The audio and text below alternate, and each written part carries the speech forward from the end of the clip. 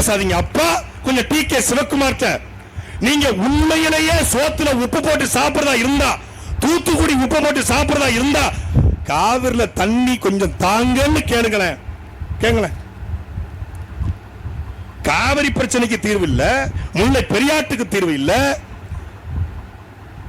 இங்க நாம மீனவருக்காக போராடுறோம், அங்க அண்ணா யூனிவர்சிட்டிக்கு போராடுறான், அந்த பக்கம் ஜவஹரணி புதுக்கோட்டை வெட்டி கொலை செய்யப்பட்டிருக்காரு, மக்கள் போராடிட்டு இருக்கான். திருநெல்வேலி டவுன்ல ஜாகிரிசன் கொலை செய்யப்பட்டிருக்காரு, மக்கள் போராடிட்டு இருக்கான்.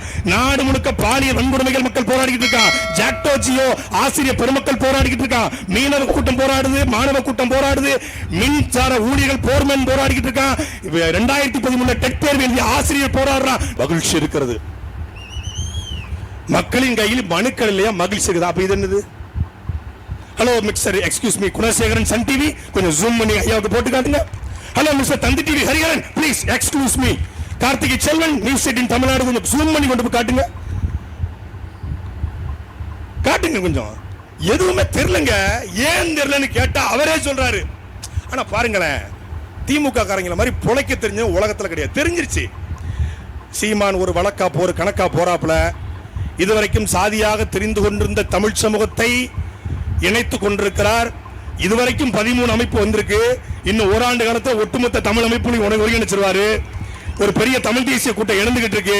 2026 பிறகு நம்ம புழைக்க முடியாது, இந்த வண்டியை உருட்ட முடியாது தெரிஞ்ச உடனே எனக்கு போட்டியா யூடியூப் சேனல் தொடங்கிட்டாங்க.